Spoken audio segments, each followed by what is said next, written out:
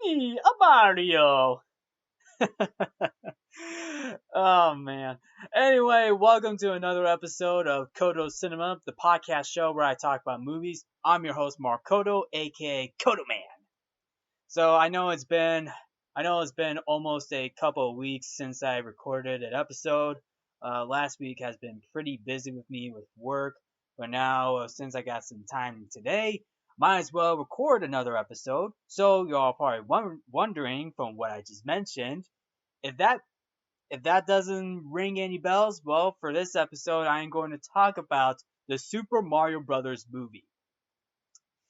And boy, oh boy, the Super Mario Brothers movie has become one of the most talked about animated films in recently because this film, when this film was first announced, like I had doubts about the film because the Super Mario Brothers movie, technically it is a video game movie, and from what many people have experienced watching movies based on video games, they often have a bad reputation for being some of the worst movies of all time, while others have like more of a mixed critical reception. Sometimes when directors trying to adapt a video game into a movie, it can be very tough, especially depending on what game they adapt. It depends on where they go with the story because there are multiple video games were expanded into huge franchises, and the Super Mario Brothers is one of them. Now, there have been some very good video game movie adaptations. Most notably, Detective Pikachu, the first two Sonic the Hedgehog movies, and of course the Angry Birds 2 film, which is basically a game based on an app. Those have become some of the most critically acclaimed films as of now. And of course, there's probably a couple that I'm missing that are actually pretty good too.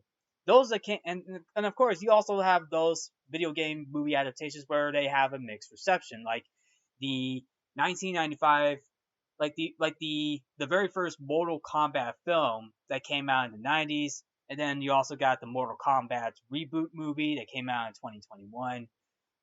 Plus you also have the Tomb Raider film that came out in 2018, and of course the Rampage movie starring Dwayne the Rock Johnson.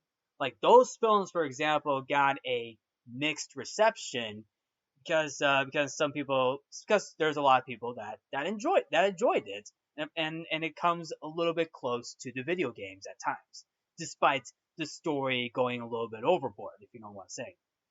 As for the Super Mario Brothers movie that came out in 2023, it had a mixed reception, but it actually grew a huge reputation by audiences who gave it a positive response. So that means a lot of people who are fans of the Super Mario Brothers movie that came out in 2023 really enjoyed this film. Now you're all probably wondering, did I enjoy the Super Mario Brothers movie?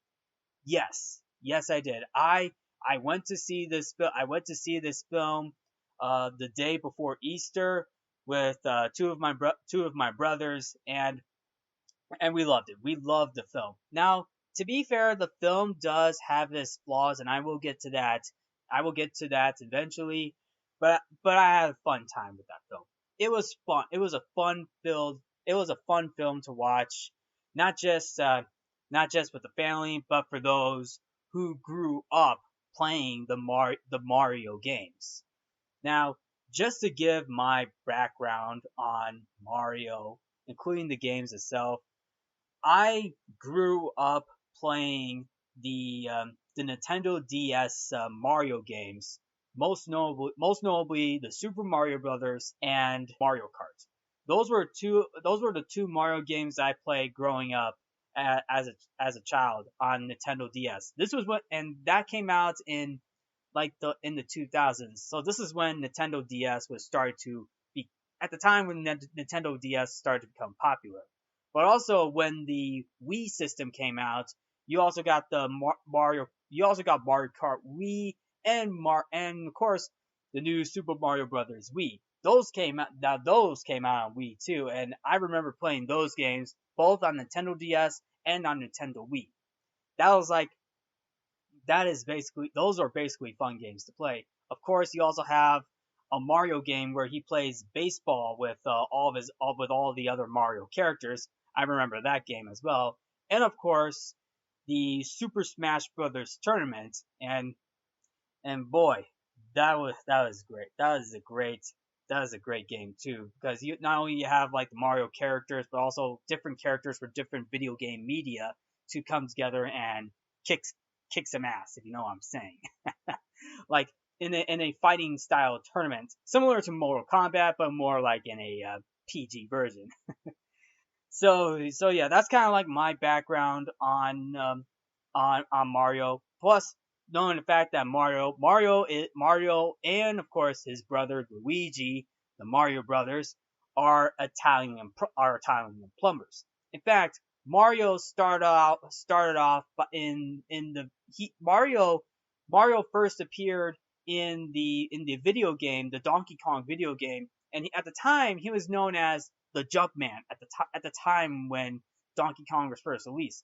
This was Mario's first appearance in a video game, which was the Donkey Kong video game. You know, basically where he's jumping and dodging barrels and rescuing the princess, and of course, this later spawned a franchise starting with the Super Mario Brothers, and and those games kept going and going.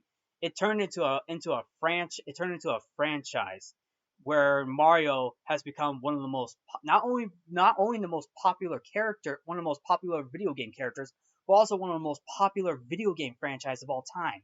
It even spawned a couple of TV shows in the going into the 80s and 90s, even a movie in 1993, a live action movie starring Bob Hoskins and John Leguizamo. And that was like the first attempt of Hollywood trying to adapt a video game into a movie. And it didn't go that well because with that film that Bob Hoskins and John Leguizamo starred in as Mario and Luigi, it didn't do well with a lot of people because of how it deviated so much from the video game. Not to mention about how it went behind the scenes. Even Bob Hoskins himself hated this film. Bob Hoskins did not like working on the Super Mario Brothers movie. And even at one time, and even multiple times whenever he's on set, like he spews a lot of f bombs on set. So basically, he's like cussing all over, and he almost quit the film at one point. And started a few more f bombs as well. Also, there was also a rumor that Bob Hoskins and John Leguizamo were also drinking on sets. If you know what I mean, before they were able to shoot. Now that was just a rumor. That's just a rumor. Even Dennis Hopper didn't like working on the Super Mario Bros. Movie. He played King Koopa, to which King Koopa is Bowser. Now, 30 years later, we get an animated Mario movie, and the results for that are way different. Despite the mixed reception, it got a positive response from audiences. So technically, from my opinion, the animated movie did a much better job than the live action film. Now, before I jump into the film, just to give a background on the animated Mario movie, I have touched upon this film before, most notably the casting, most notably the whole casting announcement. And I did this back in 2021. Now I was in my 5th year at Eastern Illinois University. I did this episode with Jonathan Fong and Chandler Smith. We were talking about the casting of the Super Mario Brothers movie, most notably Chris Pratt. I have I have touched upon this topic before, and in case you all are probably wondering, I was split on the casting decision of Chris Pratt as Mario, which literally got people questioning: is Chris Pratt going to pull this role off, voicing Mario? Because when you think of Mario, you're thinking of like Mario, Italian plumber, also saying "It's me, Mario, Mamma Mia." Those things. Those things too. Of course, we all know who one of the original voice actors for Mario is Charles Martinet. Charles Martinet is one of the original voice actors for Mario, and he's been voicing Mario for a long time. So yeah.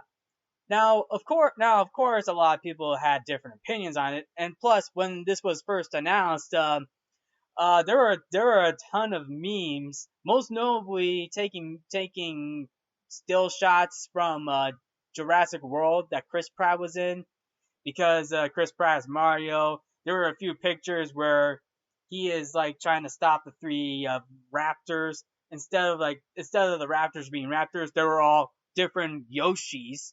And of course, you get another still shot of a raptor, but this time color coded by being color coded green.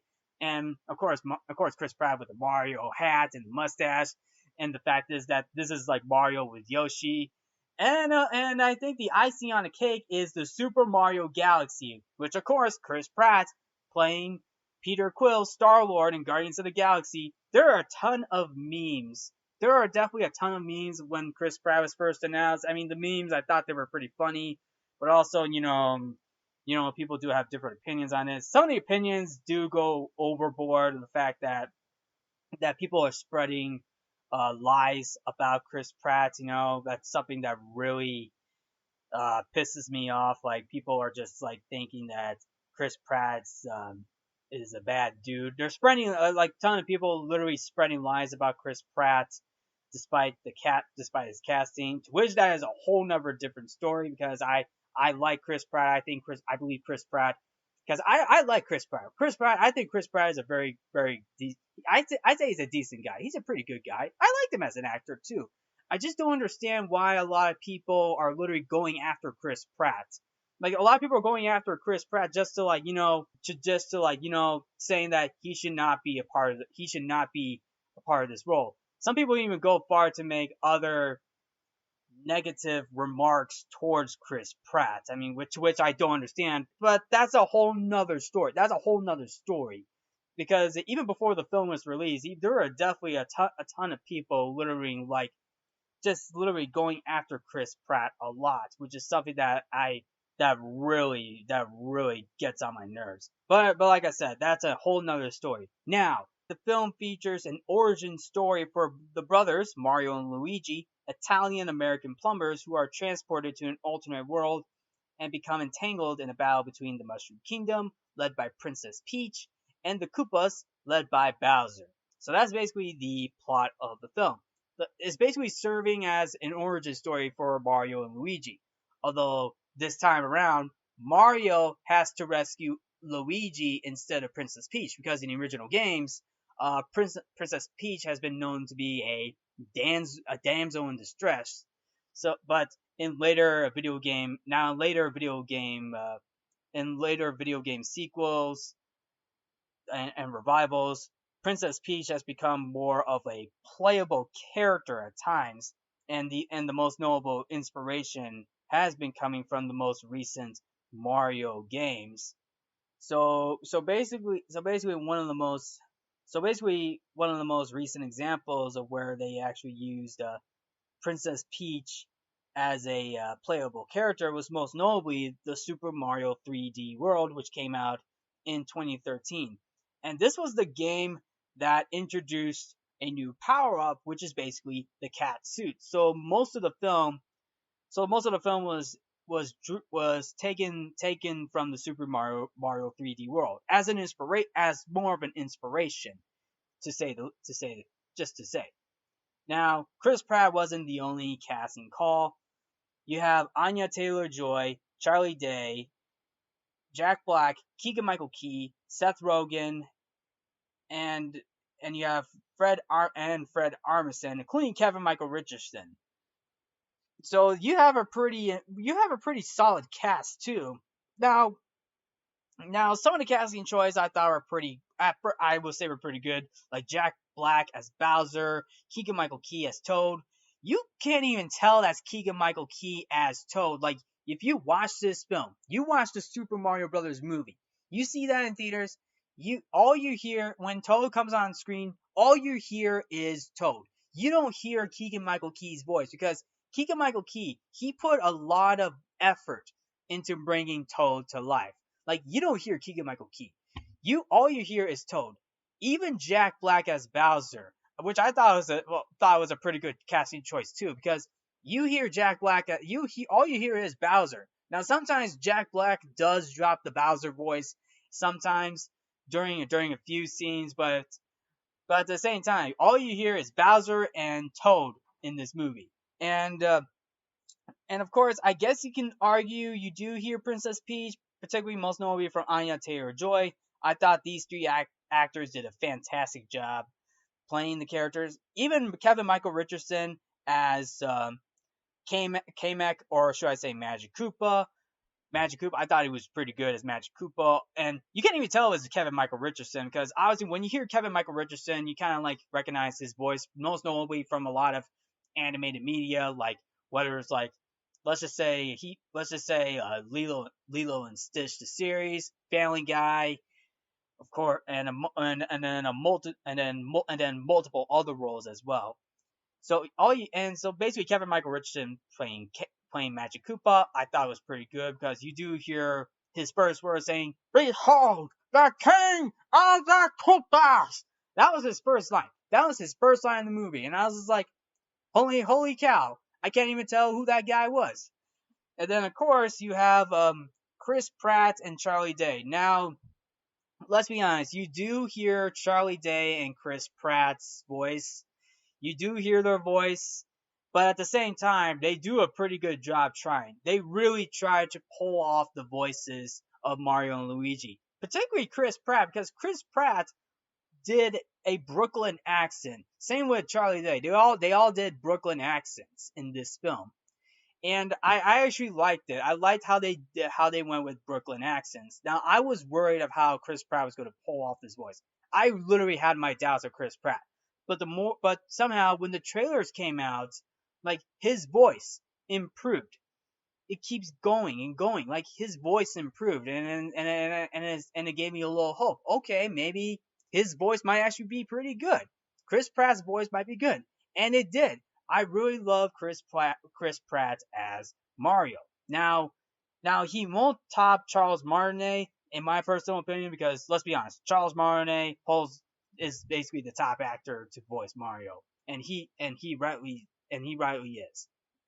So now I'm just gonna go jump into the film just to break down the film. So strap yourselves in. So because here we go. So basically the film opens up from the very first shot of the trailer of Bowser going into the Iceland kingdom to get the star. Of course, we see Bowser's airship with all the Koopa army as they enter this elegant ice kingdom where he's going up against the penguins, to which they're pretty badass as well. Their entire army comes in throwing snowballs at the Koopas, and of course Bowser as well. Of course, you also have like the King Penguin saying, "That was but a taste of our fury. Do you yield?" But then of course Bowser's like, "I do not." And then he burns down. He melts the entire castle. He melts the entire ice castle to get the star. And yeah, that was basically it. That was the first couple of minutes of that film. Until then, we get Mario and Luigi in the next scene. Italian American brothers Mario and Luigi have recently started a plumbing business in Brooklyn, New York, and we get a pretty awesome commercial too, which actually calls back to one of the commercials in the earlier Mario TV series, where Mario and Luigi are basically superhero like plumbers, just to like go get on the job, be on the job to help to help do the plumbing jobs and fix up sinks and pipes, which is basically it. We even get a nice little cameo from one of the original voice actresses who voiced Princess Peach in that scene. Like I don't really remember who the voice actress for the original Princess Peach was, but it was her. But it was her during that scene, that whole Mario Brothers commercial where this one lady was like, "Thank you, Super Mario Brothers." That was basically her. That was one of the original voice actresses who played Princess Peach in the video games. And then of course we get a nice little in joke from Mario about the voice, like he hears the Italian voices, like, and Mario's like, yeah, how about the accents? Do you think that's a little? Do you think it's a little too much? And then of course you get this one customer who Charles Martinet actually voiced, and he says, "Are you kidding? It's perfect! Wahoo!" And of course, obviously that's because that customer that Charles Martinet play, he liked the commercial. He actually liked the commercial and liked the accent. So you gotta give credit to that. I mean, hey, gotta give credit to that. But of course, Mario and Luigi bump into their old boss, Spike, or an ex-employer, because Mario and Luigi used to work for Spike, which is basically known as the Wrecking Crew, basically in the video games. And Spike is voiced uh Spike is voiced by, and I apologize for the mispronunciation, Sebastian Maniscalco. And for those who don't know, Sebastian played Tony Lip's brother-in-law in Green Book. For those of you who don't know, Spike's being played by the same guy who played Tony Lip's brother-in-law in the movie Green Book. For those of you who probably may or may not know. So later on, Mario and Luigi actually got a call, which follows a nice little jingle to the Nintendo GameCube.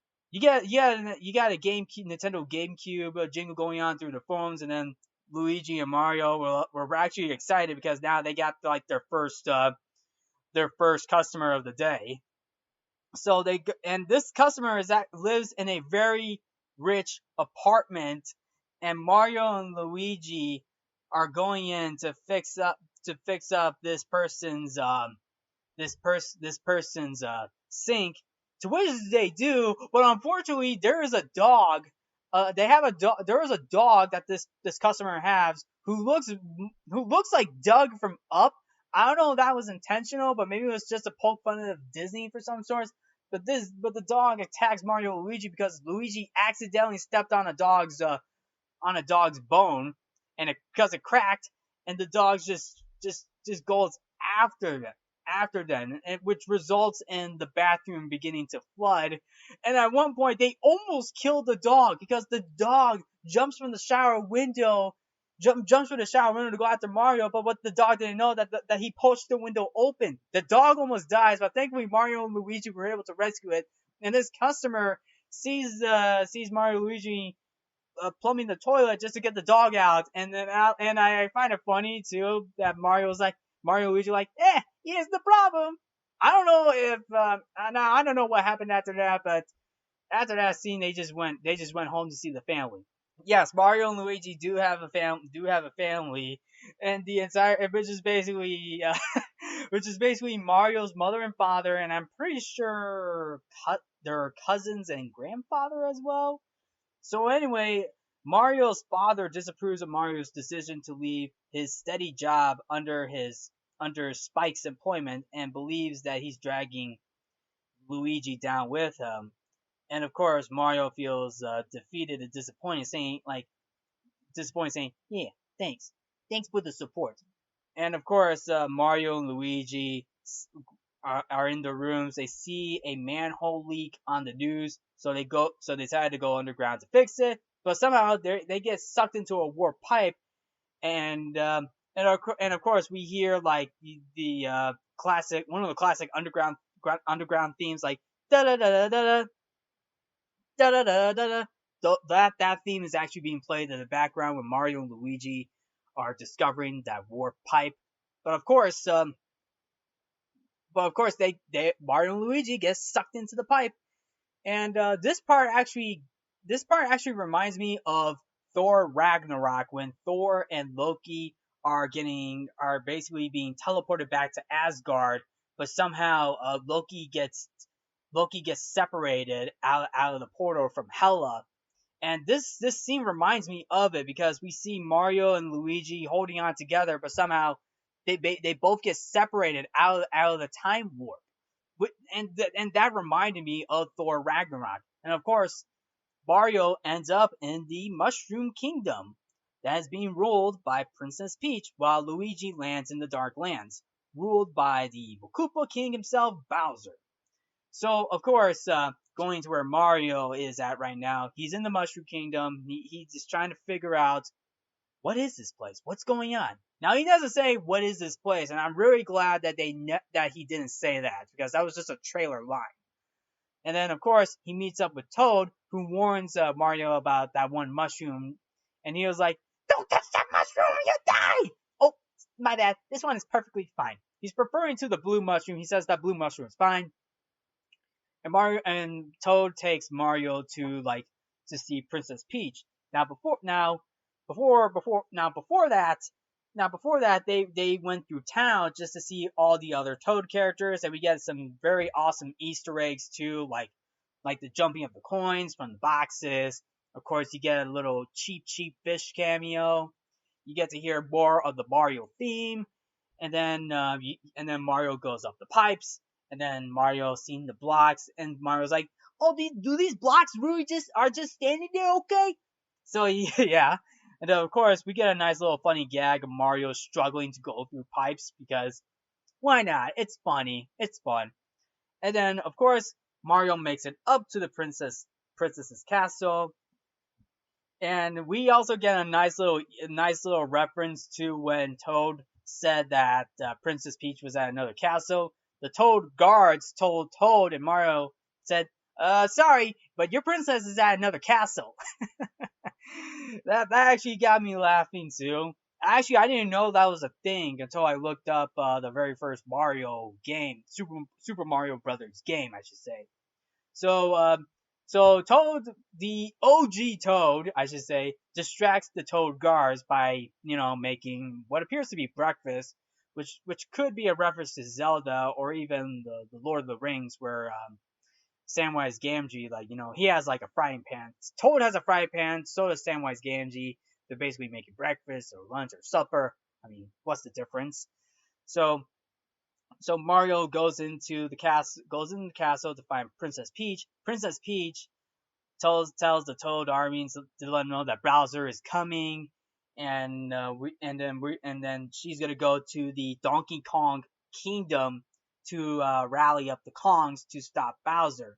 And of course Mario comes in just to see the princess, because Mario wants to tell Princess Peach that he's looking for his brother.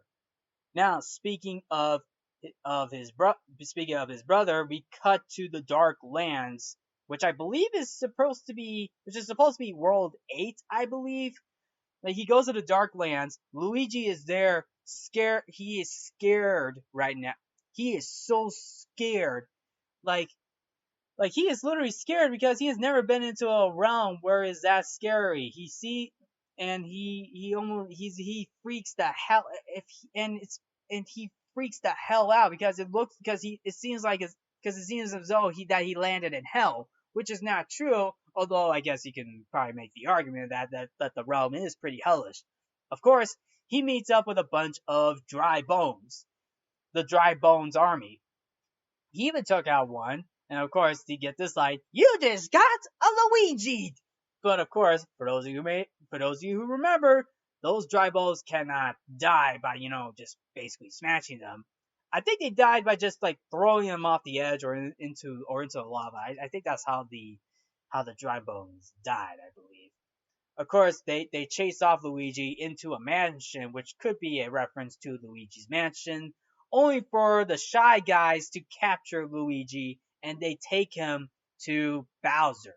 They take him to Bowser's airship, or Bowser's castle, I should say.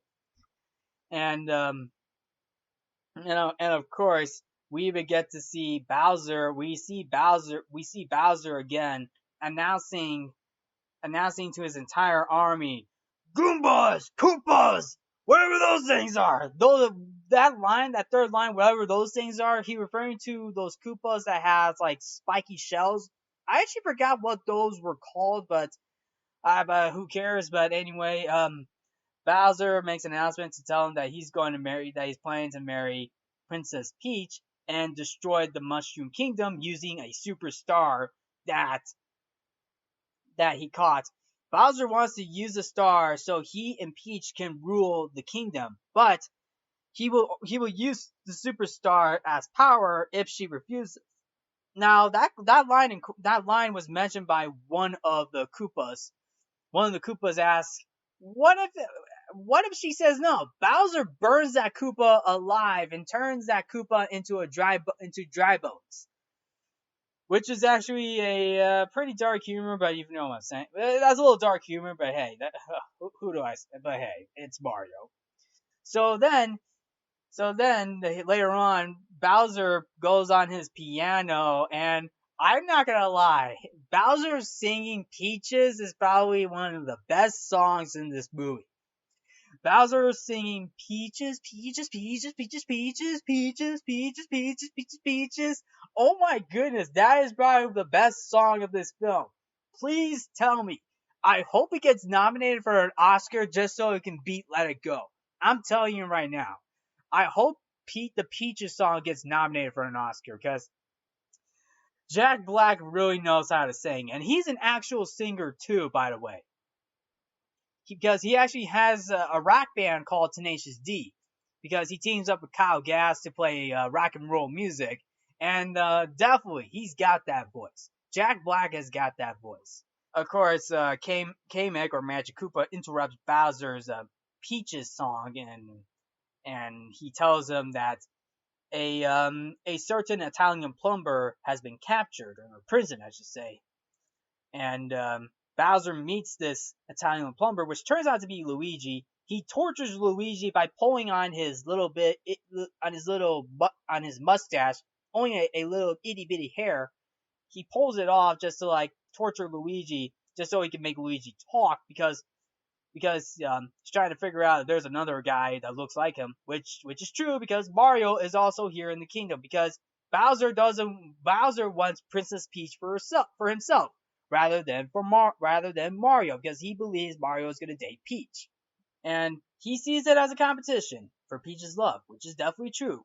So then Luigi gets trapped in a cage with all the other penguins from the Ice Kingdom, and of course they also come upon this star, this Luma star, which is basically a reference to Super Mario Galaxy. This Luma star, who I will say this, in my opinion, not the worst character, but probably one of the most annoying characters in this film, in my personal opinion.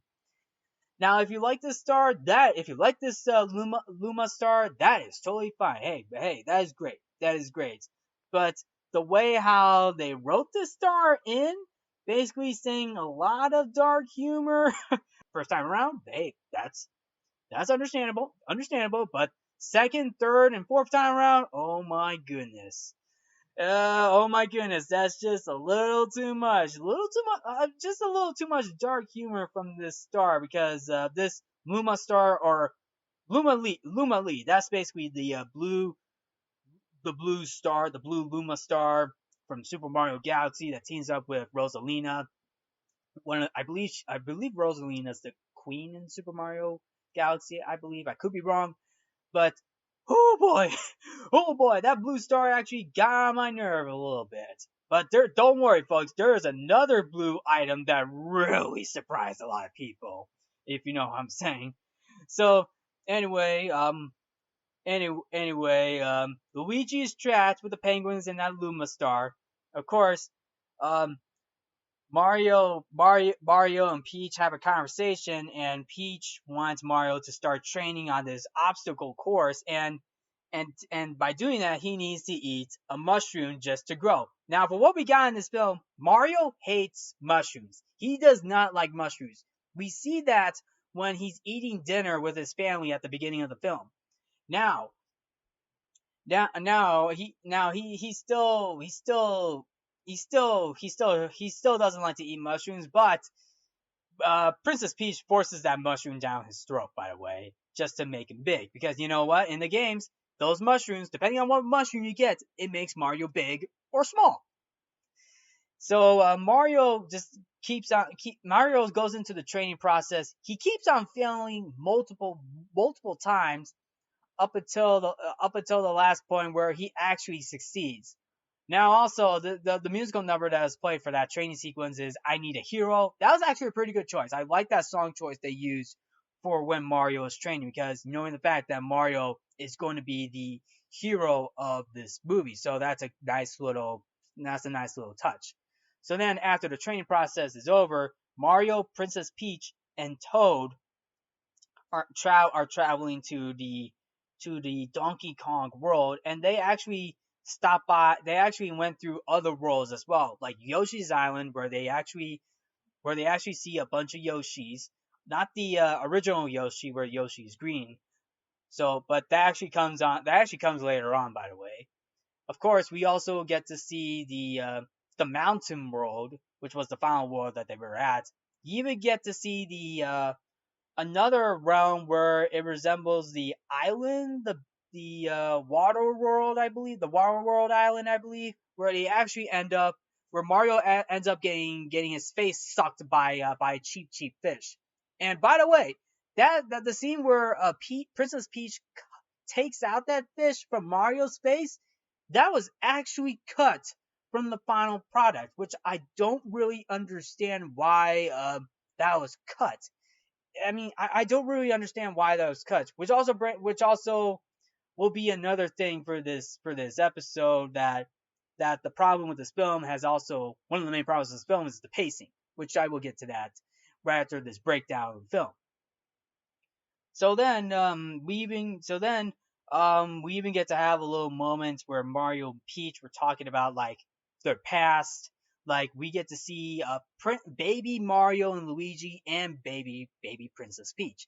Now, baby Mario and Luigi, Mario was always there for Luigi to stand up, and I thought that was a pretty cute moment. And also Princess Peach coming through the pipe as a baby, I thought that was pretty cute too. And the entire Toad army just makes Peach their princess. Now, another thing to add on is the character moments. Like, we don't really get a whole lot of character moments in this film.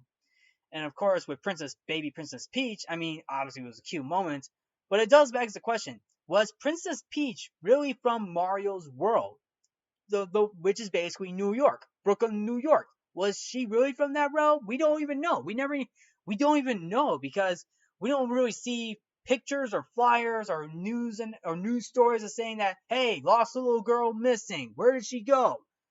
Huge award for this girl. We don't even see any of that, because all we see is Princess Peach walking through a pipe, ends up in the Mushroom Kingdom, and later becomes the princess of that kingdom. So, and that was basically it. We don't even know if she was from New York or Brooklyn. That could be something that the second movie will probably be something to look into, if that's ever gonna happen. But I don't know. So then later on, Mario, Toad, and Peach arrive in the at Donkey Kong Island, or should I say Jungle Kingdom? That's actually, yeah. But if you know what I'm saying, Donkey Kong Island is basically the realm of all the Kongs, If you know what I'm saying, that's probably why it's called. Well, that's because I call it Donkey Kong Island. But for those who are fans of the video games, it is the Jungle Kingdom. So that's my bad, but you kind of get the connection what I'm trying to say. So then Princess Peach meets up with Cranky Kong, who's being voiced by Fred Armisen, and Fred Armisen is just being Fred Armisen. I mean, I don't know much about Fred Armisen, but hey, whatever.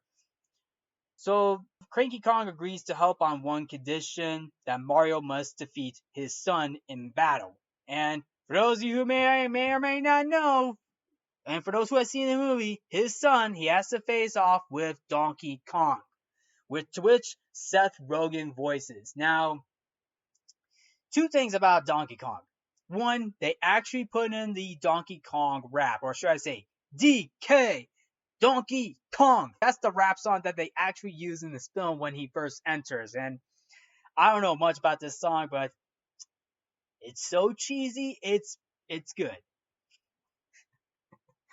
So then, of course, Donkey Kong shows off in front of his father, and of course, Seth Rogen's just being Seth Rogen in this film, by the way. So he's not even trying, folks. I'm sorry. I mean, actually, when I heard about Seth Rogen being first casted as Donkey Kong, I was like, okay, that's actually a nice choice. But now, after seeing Seth Rogen as Donkey Kong, I was like, it could have been better. It could have been better. I mean, all you hear is Seth Rogen's voice.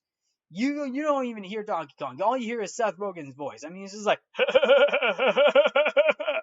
I mean, oh my goodness. I mean, he has his moments. I mean, let's be honest, he does have his moments. And I thought his fight scene with Mario is pretty cool. I mean, he gives Mario a beating, even to the point when Mario uses the tiny blue mushroom, and Mario was so tiny that he even flicks Mario like a bug. Like, he flicks him off to the wall where he grows back. Donkey Kong has him cornered. He's about to finish him off until Princess Peach yells at Mario in slow motion, saying, Mario! Mario says, it's me! And then Princess Peach tells him about the box. Mario was able to get the other box, but unfortunately, in that box is the cat suit. Probably one of the most famous one of the most famous power-ups in the Super Mario games. And Mario uses the cat suit to beat up Donkey Kong. And that was it. He beats Donkey Kong with the cat suit. I mean, let's just say this. Donkey Kong was literally trying. But at the very end, he was just mostly showboating at the time for most of it. But at the end of the fight was very good, and Cranky Kong agrees to have the Kongs team up with the Toad Army to stop Bowser. We even get to have a nice Rainbow Road ambush between not only the Kongs but also the Koopa Army. And of course, a Koopa General destroys part of the road, and this is because this Koopa General, by the way, is the Blue Shell General. The Blue Shell himself. The Koopa General is the Blue Shell himself. And he was driving this cart that looks like a Mad Max truck that you definitely see from Mad Max. But this time it's basically Mad Max Rainbow Road. This Blue Shell is basically Mad Max on Rainbow Road. I can't believe I'm saying this because it almost feels like you're watching a PG version of Mad Max. But this time, Mad Max is basically the Blue Shell while he's driving this weird cart that looks like a truck from Mad Max. Or, if you want me to make another comparison, Mad Mario Rainbow Road.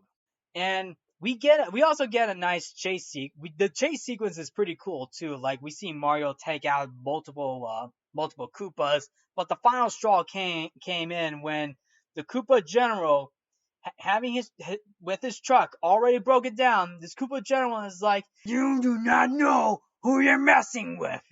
Oh yeah, Mario Kart fans know what he's talking about. He is talking about the Blue Shell. He uses his own shell to sacrifice himself just to break off Mario and Donkey Kong. And he gets the first car that he sees taking the lead. that was a moment that the Mario Kart fans rejoiced to see the blue shell in action. So yeah. So then Mario and Donkey Kong plummet into the ocean and are eaten by a giant eel like Ray, while the other Kongs are captured. Peach and Toad return to the Mushroom Kingdom to warn the citizens to evacuate. So then Bowser arrives with his airship just to propose Peach, and he wears and I think this is before. I think this is. Does he wear the suit? Because he wears this very awesome, this very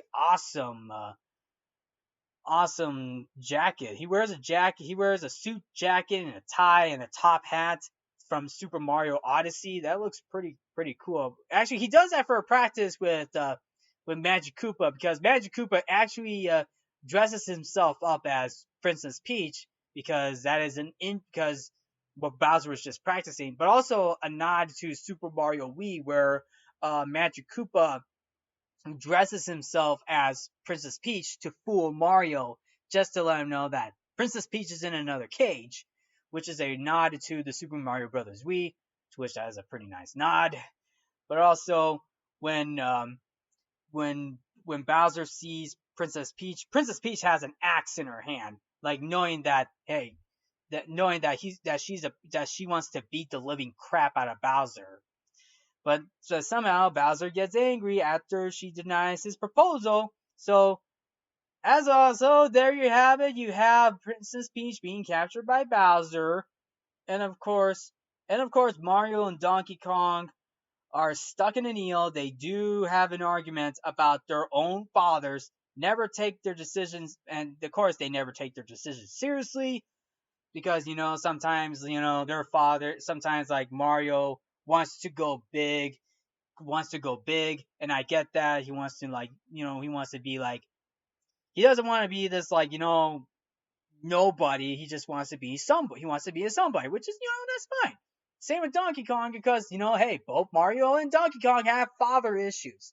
So then they were able to work together and get out of this giant eel by riding a rocket from Donkey Kong's cart, and they were able to catch up to Bowser and Peach's wedding where we got multiple cameos, most notably the King Bomb and King Boo. So then at the wedding reception, Bowser intends to execute all of his prisoners. Basically he's going to execute all the Kongs, and of course, and of course Luigi, the penguins, and that Luma star. To which Luigi nearly gets killed, only to be rescued by, you guess it, Mario and Peach in her own ice flower suit. It's a real shame that we never get to see Mario in his fire flower suit, but hey, that's something, hey, because it's popular, because Mario with the fire flower suit, it is cool it is cool and awesome, but at the same time, I wish they could have really incorporated that. So then the wedding gets ruined by Mario and Donkey Kong as they arrive to take out the Koopas and the Goombas. The Goombas were really I feel like the Goombas were wasted in this film, by the way. Like I really wanted to see more Goombas fighting, just to be honest. Just my personal opinion. I mean, I love that Mario was able to fight off the Koopas and some of the Goombas, but I feel like we should have got a little more screen time with the Goombas too. Just a little bit more. Just a little bit more. Not a whole lot, but just a little. Just saying. But also we also get to see Mario wearing the Tanuki suit to save Luigi. Yeah, Mario saves Luigi with the Tanuki suit. And that was a pretty cool suit. That was a pretty cool suit, by the way. And that was from I believe that was from the what game? That was from one of the early Super Mario Brothers games, by the way. So then so then Princess Peach freezes Bowser, and he's able to free himself and summons Bomber Bill or Bullet Bill but it's Bomber Bill to destroy the Mushroom Kingdom. But that bullet literally went inside the warp pipes where it explodes, creating a vacuum that causes Bowser's castle to be transported into Brooklyn. Now a fight breaks off into Brooklyn, and of course, Bowser pummels, kicks the living crap out of Mario in the first round. Like he is ready to beat the living hell out of him. Like he's like trying to finish him off.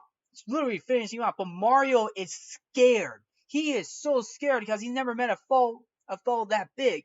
A giant turtle like monster. A demon from hell, to say the least. Of course, you also have Donkey Kong and Princess Peach trying to fight him off because the two know more about the Mushroom Kingdom, but plus they had more training experience in there than Mario. But of course, Mario hides in the pizzeria that he and Luigi were at during the whole commercial, and he sees his commercial again, and it inspires him to stand up for himself and to, you know, gotta do what's right. So anyway, they were able. So anyway, Donkey Kong and Princess Peach were able to get the star out of Bowser. So, so this leads to Mario and Luigi grabbing the star to become invisible and defeat the Koopas. We even get to hear the famous that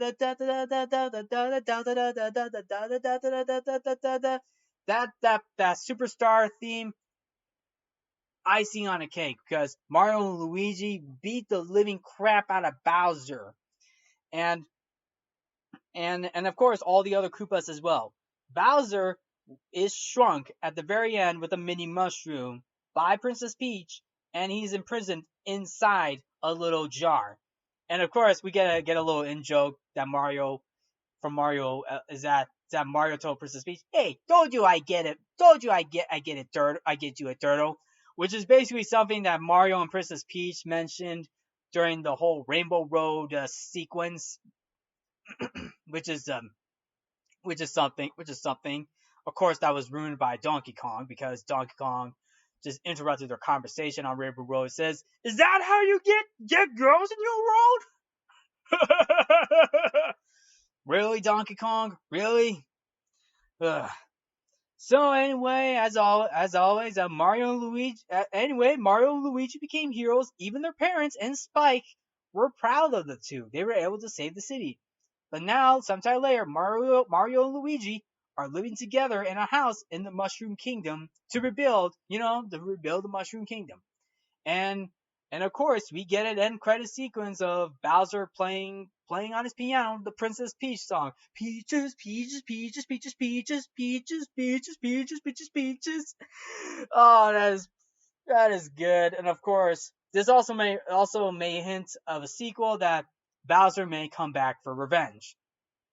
And of course, another post-credit scene later, we see an egg in New York in there is an egg in New York City, which is actually another end credit scene uh where this egg it's a green and white egg which resembles Yoshi and it cracks, meaning we might actually see Yoshi in an upcoming sequel if that ever happens. And that's basically it. That is the Super Mario Brothers movie. Now, I thought the film was good overall. I had a fun time with that film. It was a blast. But it does have its fair share of problems. Now, most notably is the pacing. Despite the film being 92 minutes, which is fine for a film from a Universal Illumination, which I think is fine, but I feel like they could have done the pacing could have been a lot better. Like like the pacing feels quick. You are thrown into the action. Like the second and third act feels very quick. The first act seems slow because it's an origin story because Mario and Luigi. They want to show Mario and Luigi's origin story, which is fine, but it feels quick. But most notably in the second and third act, like the first act was done so well, to where the second and third act felt very quick, despite all the cool, awesome moments that they have. and particularly most notably the final act. It feels rushed. Like I feel like they could have paced out the final act a little more. Like it just feels a little quick. I feel like they could have added in maybe about five more minutes of footage. I feel like it could have worked a little bit more, just in my personal opinion. Just to say, Chris Pratt as Mario, I thought he did a fantastic job. Now, it wasn't perfect. Now I would say now it wasn't perfect, but but Chris Pratt really tried. He really tried his best, and he did a fantastic job. What Chris Pratt delivered on voicing Mario with the Brooklyn accent, it was perfect. There were times where he dropped the accent a couple times, but at the very end of the day, he was fine.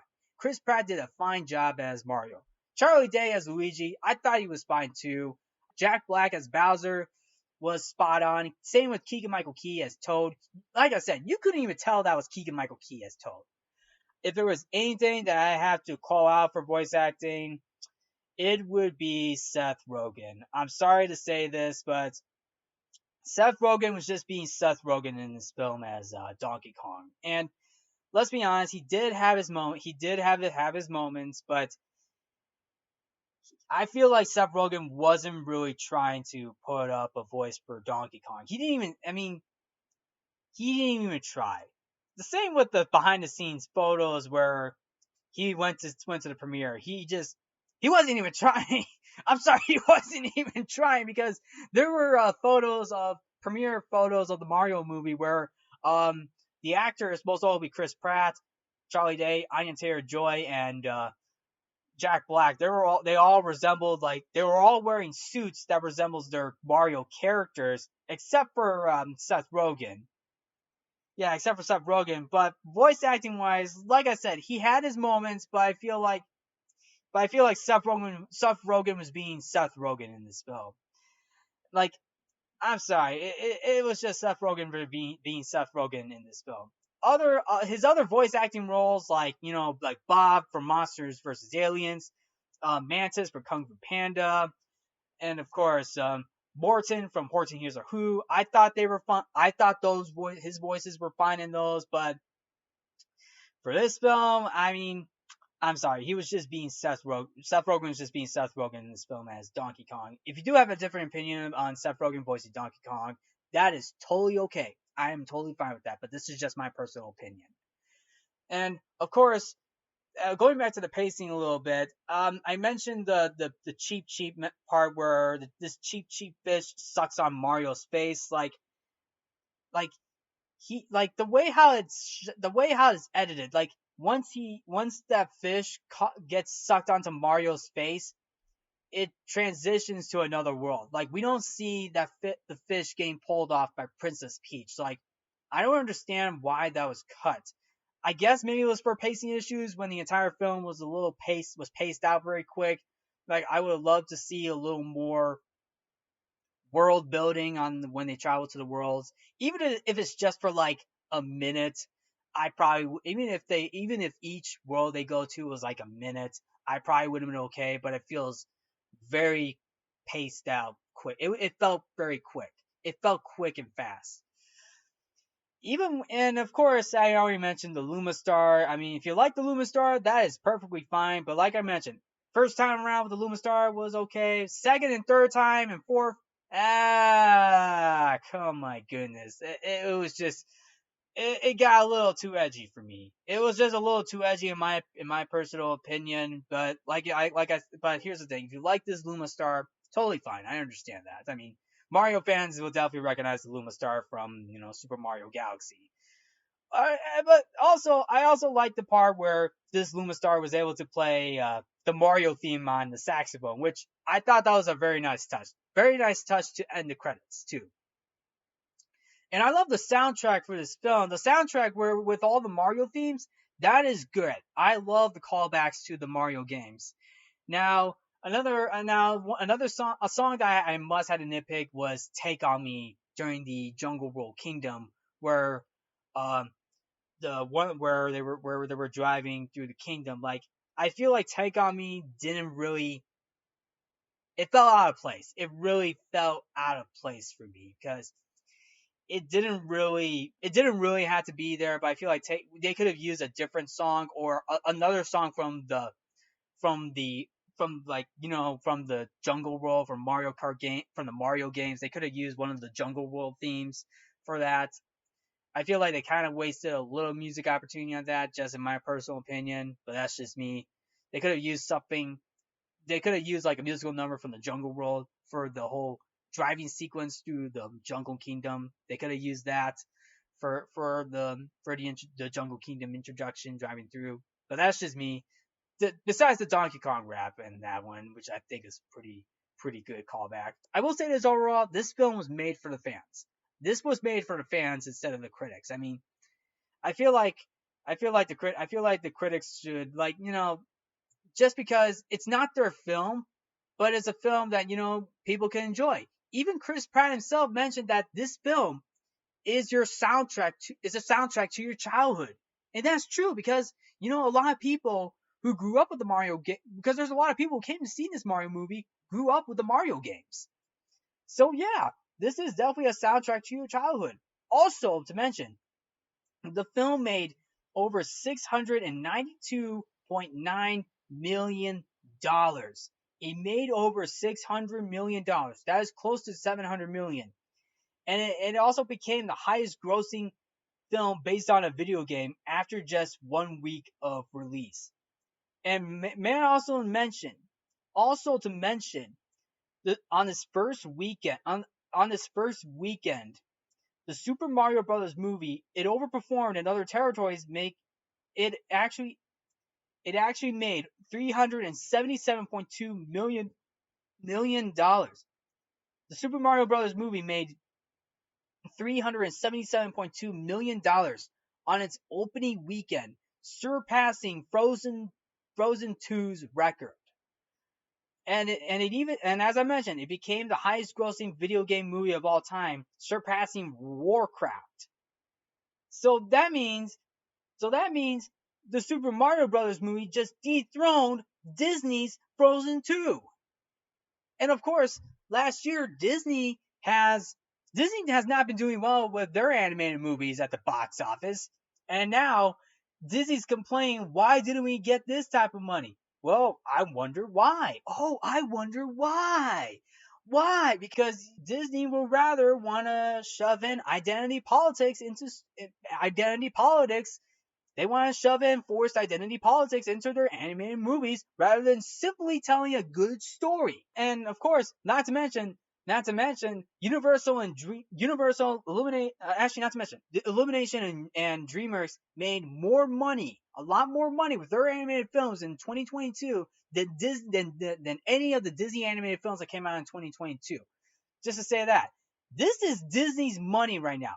Right now, Universal is telling Disney right now, sorry Disney, but your box office is at another studio right now. Get it? Because the Super Mario Brothers movie has not only become one of the highest grossing movies for a video game movie, but also it is also grossing almost $700 million. It could even crack $1 billion. That could be possible. I don't know if that could be possible. I don't know when, but you never know. Time will tell.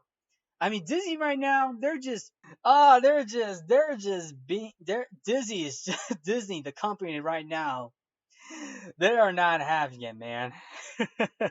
Like, I'm telling you this right now. This is definitely something. This is definitely a gold. This is definitely a gold standard for Illumination, because let me be honest. Illumination does have their own flaws with their films, but all they want to do is just to entertain the audience, and that's what the Super Mario Brothers did. They were entertaining not only the audiences, but the people who grew up with the video games, and for those who are continuing to play video games of the Super Mario Brothers. So anyway, that pretty much wraps up this episode. As I mentioned, what did you guys think of this film? Did you like the film? Did you not like the film? I would like to hear your thoughts on this. Were the critics too hard in this film? I would like to hear your thoughts. So anyway, that wraps up for this episode. Thank you all for tuning in to Codo Cinema. I'm your host, Mark Codo, aka Codo Man. Remember to watch movies and stay positive.